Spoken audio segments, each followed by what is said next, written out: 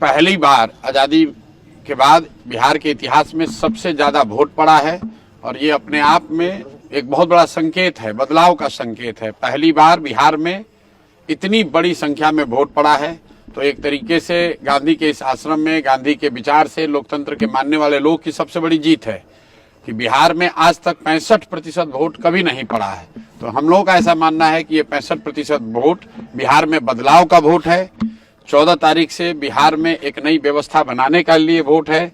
ये वोट इस बात के लिए है कि बिहार में भी अब बच्चों के लिए पढ़ाई और रोजगार हो, बिहार के बच्चों को भी आगे पलायन न करना पड़े, 10-12 हजार के रोजी रोजगार के लिए घर परिवार बिहार गांव छोड़कर बाहर नहीं जाना पड़े, बिहार में भ्रष्टाचार खत्म हो। और इसीलिए लोग इतनी बड़ी संख्या में आकर वोट दिए हैं। जितने भी पत्रकार हैं, विशेषज्ञ हैं, राजनेता हैं, किसी को अंदाजा नहीं था, किसी को अंदाजा नहीं है कि इतना लोग वोट दिया कौन है।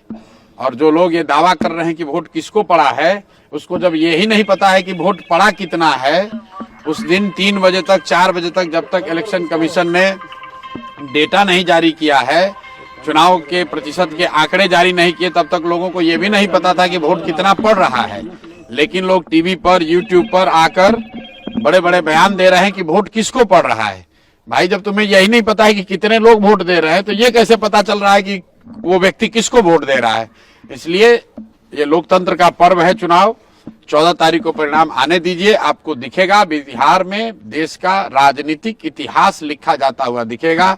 जिस तरीके से चंपारण के इसी धरती से गांधी जी ने स्वतंत्रता की लड़ाई में एक नया इतिहास रचा था, एक नया सूत्र दिया था, एक नया हथियार दिया था, उसी तरीके से हम लोग का विश्वास है कि गांधी के भितिहरवा आश्रम से जो जन स्वराज का अभियान शुरू हुआ है, वो न सिर्फ बिहार में बल्कि बिहार के बाहर भी 14 तारीख को जब परिणाम आएंगे तो लोग एक इतिहास, नया इतिहास रचा जाता हुआ देखेंगे। स्कूल का बस्ता छाप पर बटन दबाएं, जन स्वराज को विजयी बनाएं।